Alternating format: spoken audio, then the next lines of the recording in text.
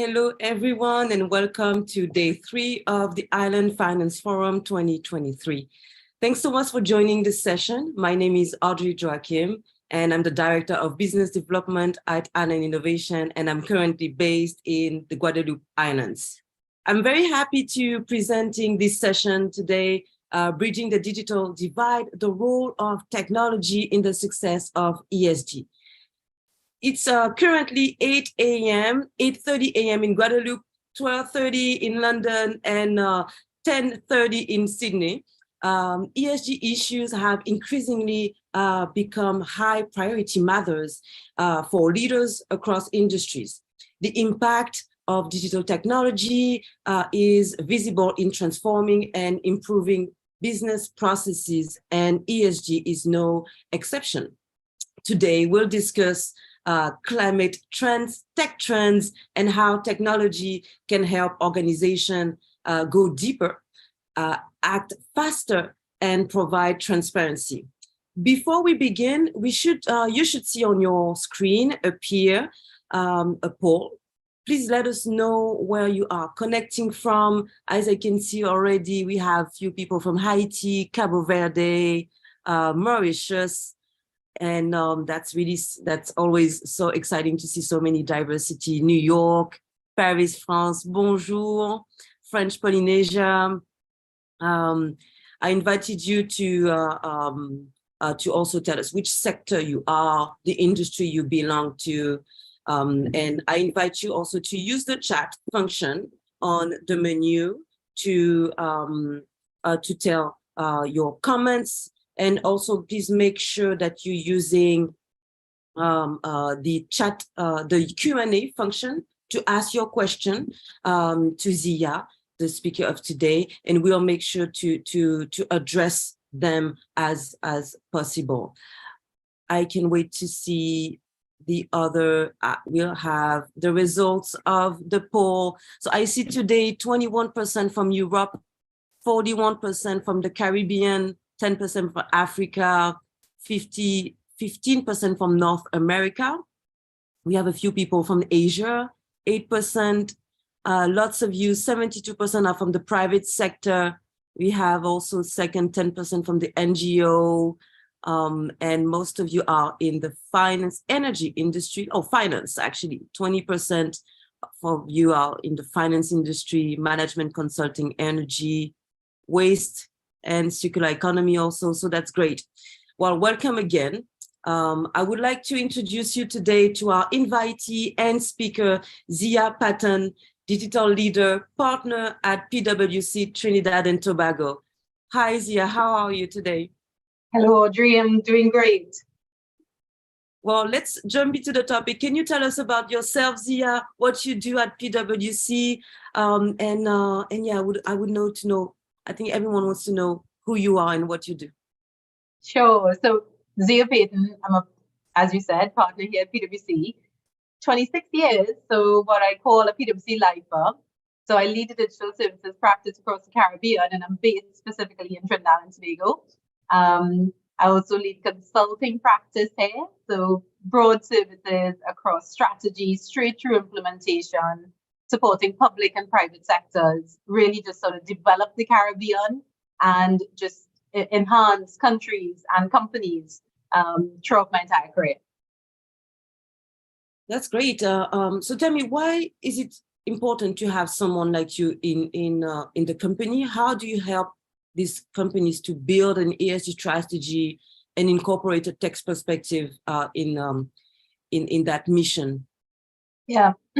So we call ourselves a sort of a community of solvers, and I think it really goes to the heart of what I do every day, which is to support private sector and public sector with solving problems. And we know that ESG presents a massive problem for all of us, particularly islands. So I'll start off by saying sort of good morning, good afternoon, and good night to all of you who joined today. It's really fantastic to have such an international group.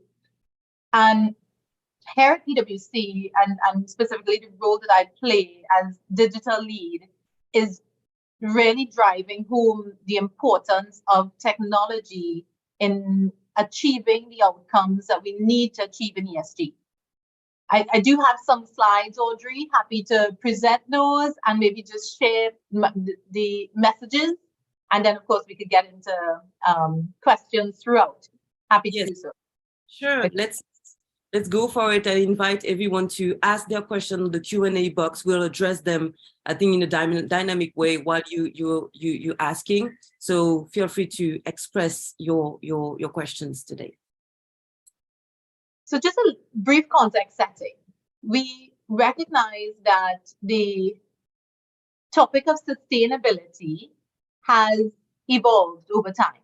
From the 1960s straight down to where we are today in 2020 in this conversation about climate, it's really been evolving and growing and expanding based on sort of the motivations behind us. In the 60s, it was around safety. And adding to that was around recognition of the pollutants that we were all exposed to. There was greater clarity and greater information around CO2 emissions emerging in the 1990s.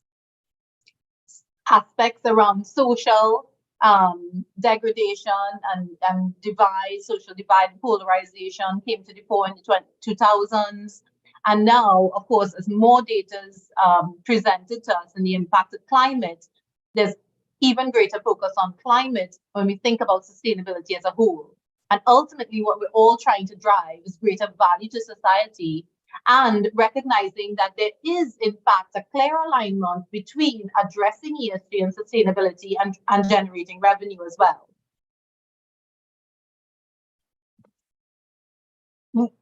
To add to the perspective on sustainability and the ESG ecosystem is that ESG is truly a global issue.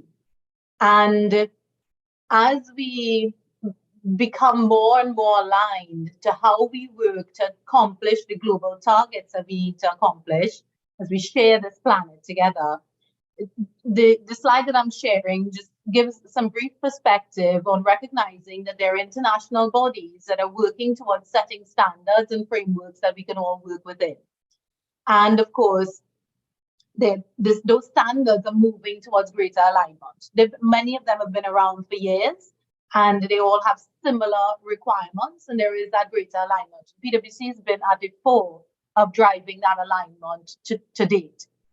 We recognize that international bodies play a really important role in setting agreements and standards for which, at a regional and national level, we've all signed on to and all, in most instances, made commitments towards those agreements. And therein lies the guidance that the public and private sector then have towards accomplishing those goals and the working together of the public and private sector towards accomplishing those targets. And we have a number of stakeholders that we all need to be mindful of as we think through that ESG ecosystem. And every stakeholder has a really important role to play. The investors, the consumers and customers, our international community, the employees of our companies, policy setting and regulation, and of course the NGO groups. And ESG themes, ESG has many dimensions to it. And I know this presentation in particular is going to focus on climate technology, but wanted to ensure that as we think about climate technology, of course, that it sits within a much broader framework of problems that we're seeking to solve. So when we look at the environmental arm that's presented here, the environmental component, we see climate change, pollution, water and marine resources, biodiversity and ecosystems, resource use and circular economy, and organizational topics that are all necessary to address those global themes. I imagine as private sector individuals on this webinar today, many of you may be playing within some of these sectors and solving specific problems. So if we think about the supply chain management issue and how we start driving that greater towards the circular economy, how do we start addressing water usage and marine resource usage? There are opportunities to solve many problems across the ESG framework. We are going to touch really briefly, of course, the social aspect of ESG is critically important to addressing both climate and enabling digital to address climate. And we'll get to that shortly. So ESG relevance, just to share some data and statistics, and what one of the key messages I'd like to come out of this is that we will not move the bar on ESG to where we need it if we aren't closely gathering data and information to inform the right decisions towards the right targets.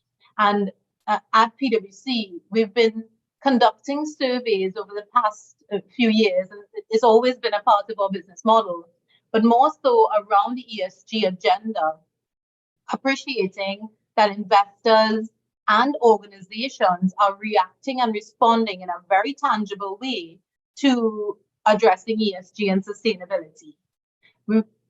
In our recent CEO survey in the Caribbean, specifically, we had 68% of CEOs identifying climate change as an important risk impacting their cost profile. And we know that CFOs are recognizing that they need the right tools and they need to have greater rigor in the sustainability reporting to support their organization's decisions. 87% of investors are saying that they think that the corporate reporting that they're getting is unsupported data. The term, of course, greenwashing. And therein starts to build a case that we're going to talk about today around climate technology. And before the step of climate technologies was how data gets gathered through use of the right tools and technology. So just a little bit of regional perspective. I know we have people all across the globe on the call, but just a little regional context that you're all likely exposed to as well as islands. And some of you are not from islands. I recognize noted Canada, Africa, and US, etc. But as the impact on islands, and as private sector individuals, you probably are well aware, our climate indicator trends clearly demonstrate temperature rise increases, sea level rise increases, surface sea temperature increases, and increased precipitation. The data is clear. The loss and the damage across the region is in the hundreds of the percentages of GDP. There's been $130 billion of damage across 18 countries just by two hurricanes, Irma and Maria, in 2017. And so it's just one example of the recognition of the need for greater adaptation of islands due to the impact that we're exposed to. So starting to move into the digital conversation. I want you to think about how digital presents tremendous opportunity and solutions for us in two parts. One is that as an organization, getting the right data and information around how that organization is addressing or is a part of the ESG agenda must be enabled by technology. You need to define what your sustainability strategy is. And it could be a business model where, of course, you are a climate tech producer, or a business model like PwC's, where we are at the heart of supporting organizations with defining what their strategy is, ESG strategy is, defining how do you change the operations to make sure it is in fact ESG sensitive. It is in fact aligned to the ESG strategy that you have set out. Do you have the governance framework that builds trust within your organization and builds trust with that wider stakeholder community and is ahead of and abreast of social media messages and the way that you share the messages around how your company is committed to sustainability, which has become critically important in today's world. And the last item around how digital technology supports you at an organizational level is reporting. Reporting has become more and more regulated, and more information is available for standards around what we report. In the Caribbean, we have at the country level, there are no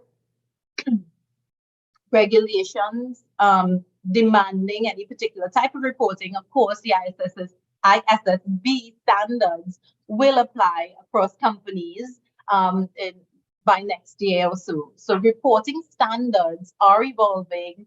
They are being giving fantastic guidance to organizations to gather the data that they need so that they can report and make better decisions towards sustainability. And digital is just at the heart of being able to do that reporting.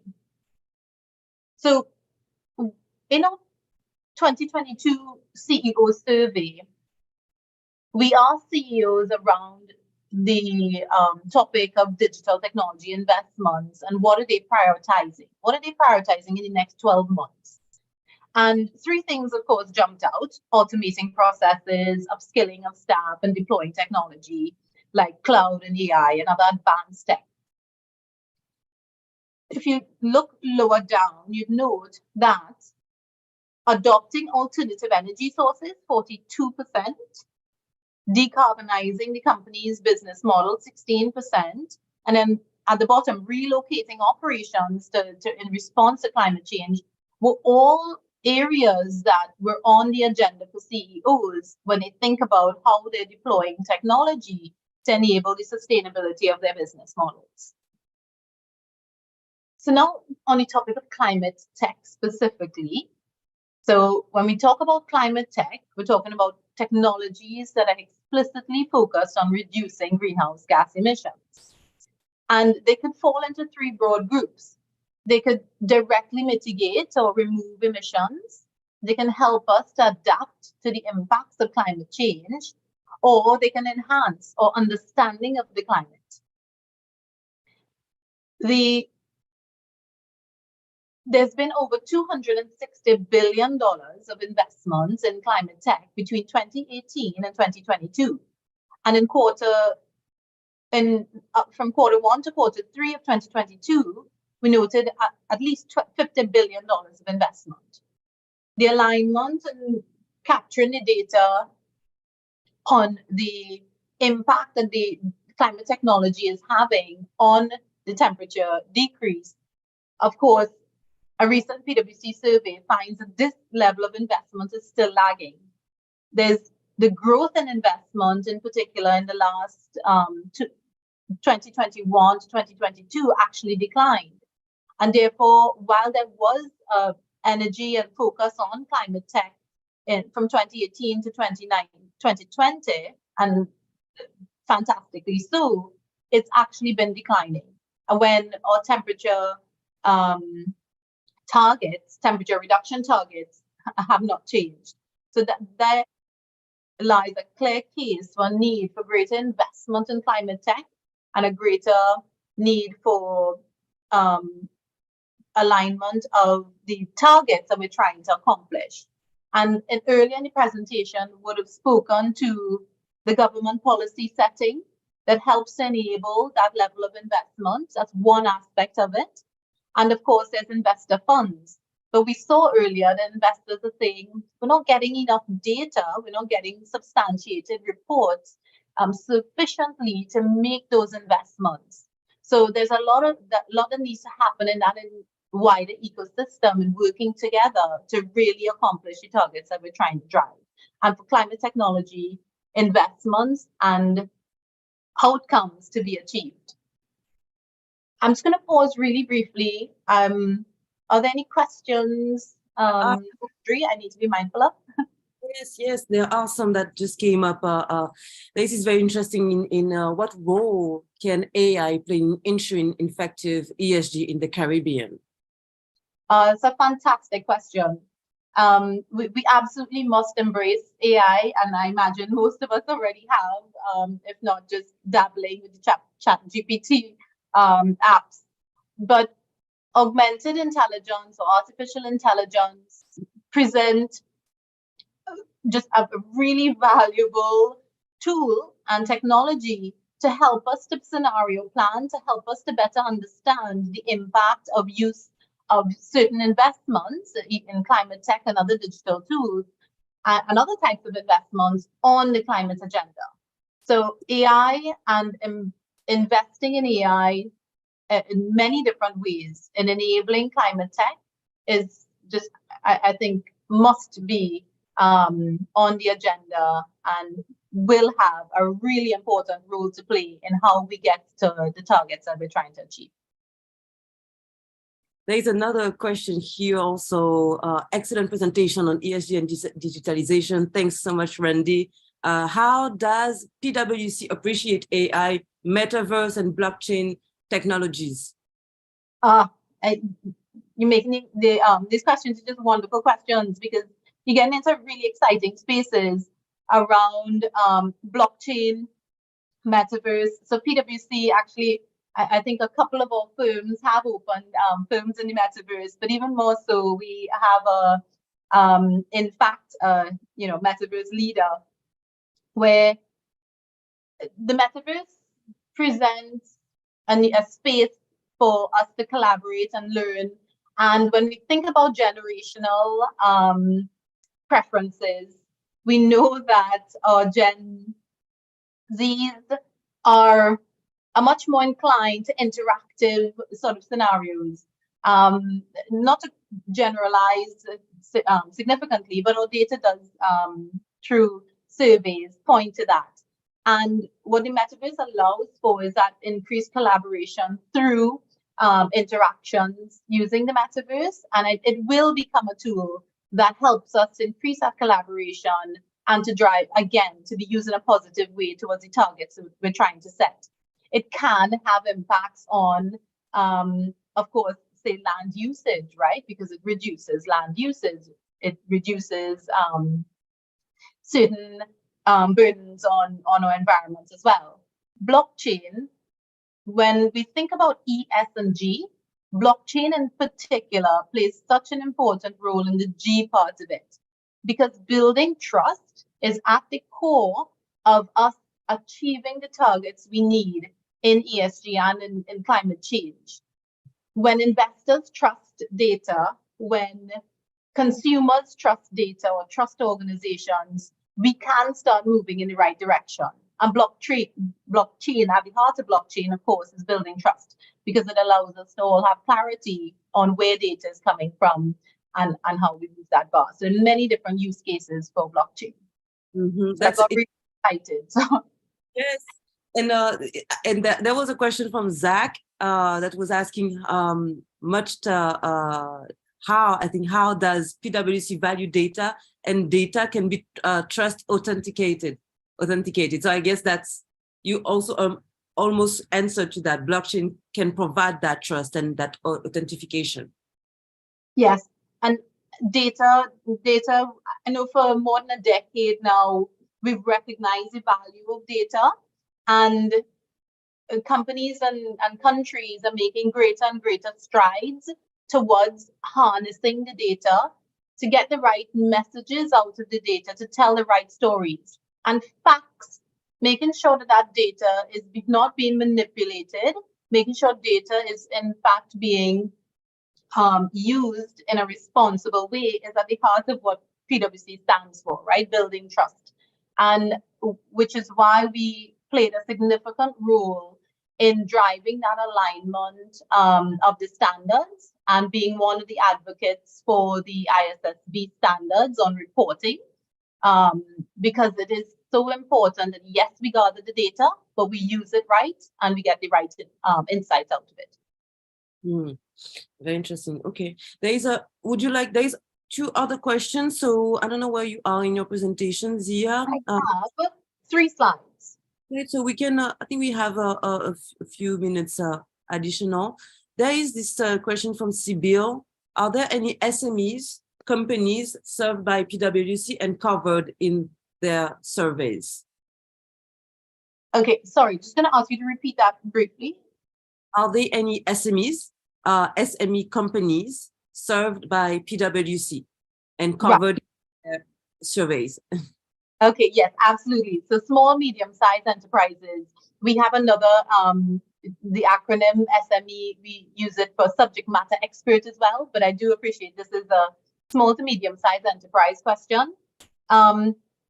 Yes, of course.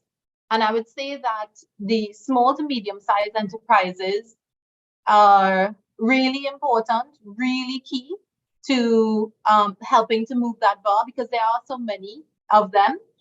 So yes, our surveys do cover small to medium-sized enterprises. Of course, exactly the revenue size or the size of company varies in terms of that definition, but we absolutely do cover SMEs.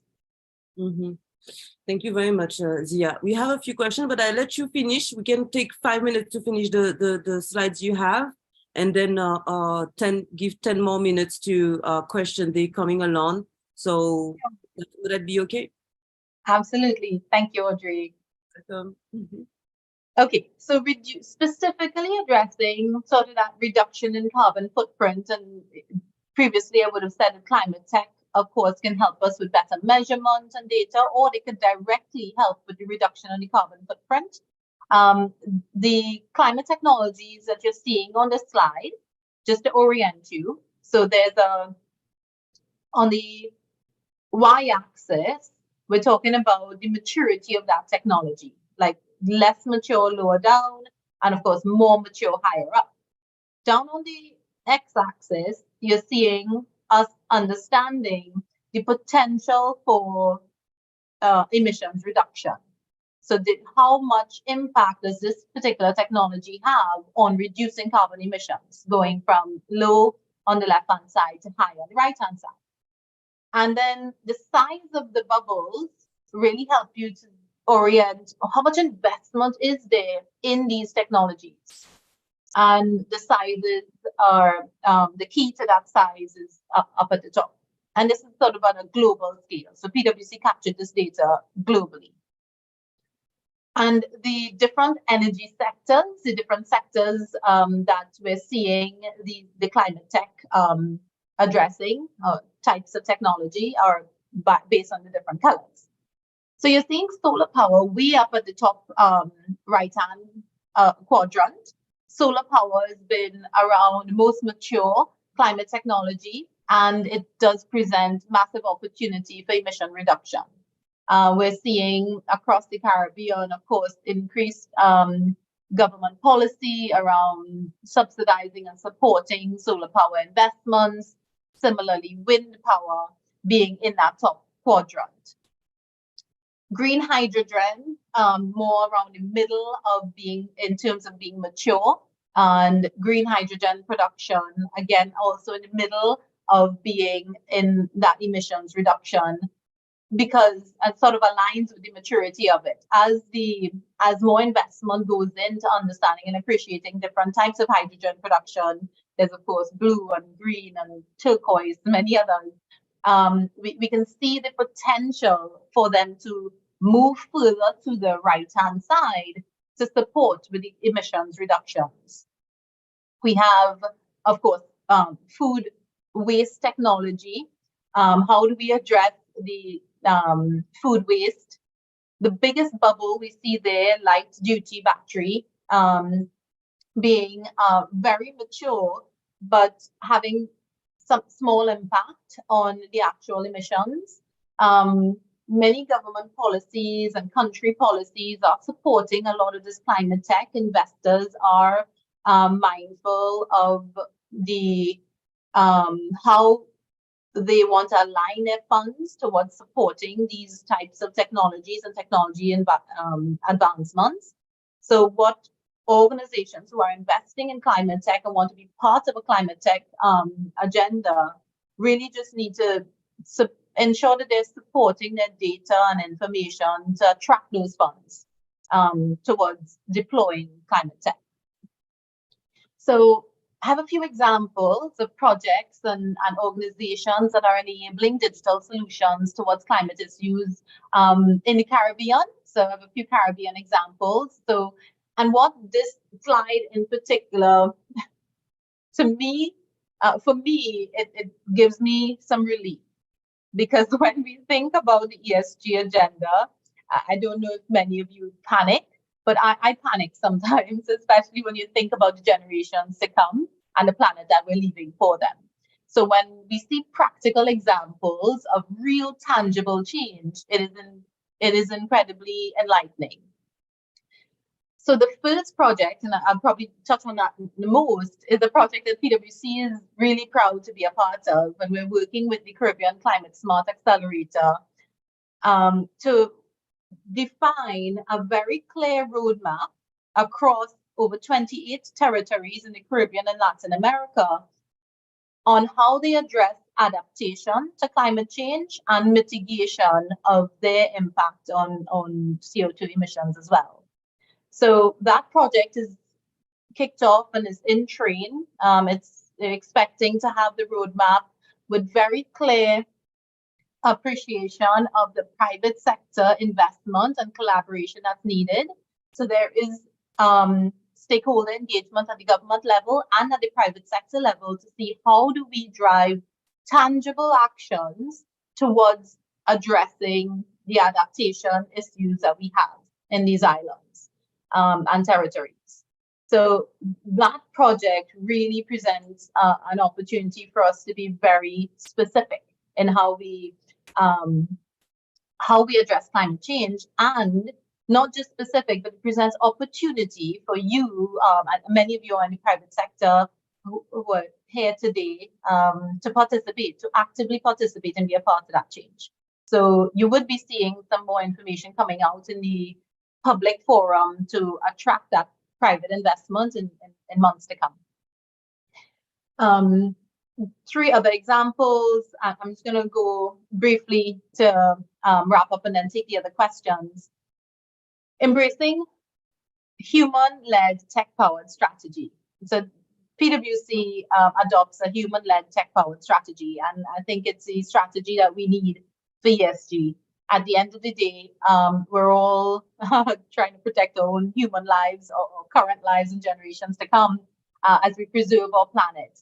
And technology, working with technology really helps to accelerate what we can achieve, and we need acceleration in the ESG agenda. So when we think about how you deploy technology and how you use technology towards or net zero or net positive ambitions, you can look at, of course, the climate tech tools and assets. You can think about the digital strategy that an organization or a country is adopting towards achieving their ESG agendas. Think about ESG sort of transformation and transparency, and of course the topic of blockchain and data, how we use the data to drive that transformation and transparency. And then just enabling digital technology as a whole within our organizations really helps us towards achieving many of the priorities that we've set for ESG. That's it in terms of my slides. So happy, Audrey, for us to continue the conversation, receive questions. I can take my slides down. Sure. It's always nice, thank you a lot, Zia, to mention again how it's important to be human focused. And I have this question from Subhas.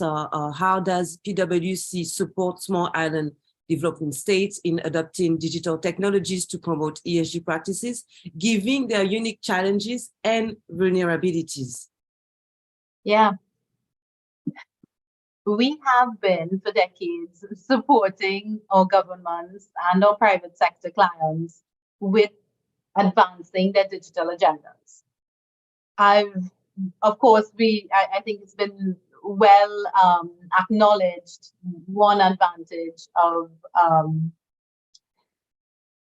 COVID and the pandemic has been the acceleration of digital, and therefore what we have been seeing is an increased attention and urgency by our islands in the Caribbean on not just having digital transformation plans, but implementing them. So in the last 2 to 3 years, there's been a lot of attention and focus, and our teams have been, increasing our energy in supporting our clients around setting a foundation in digital. So while you talk about digital for ESG, I'd say across the Caribbean at a country level, we are doing foundational things to improve digital transformation and enhance the way that we report and get data and work together. Ministries and agencies need to be working together and laying that foundation and to enable the digital framework is still at developing stages. And PwC is working with governments and private sector clients across many different projects to enable that. I hope that helps. Yes, and that makes me think about the discussion we had also prior, how you mentioned that PwC has been able to also work with other projects prior. You have the data from the Caribbean, so probably that's how you are able to apply solutions that fits also the frame and the scale, the different perspective of the Caribbean, because you've done it for larger projects probably, and with that all the data that you have also on the Caribbean Yes. world. Mm-hmm. Yeah, no, thanks for reminding me of that, Audrey. It's I think when we looked at that ecosystem, ESG ecosystem, we recognized the importance of us working together as a global community. And there's solutions that are being deployed all over the globe. Then many times we can adapt those solutions potentially to solve the problems that we need to solve.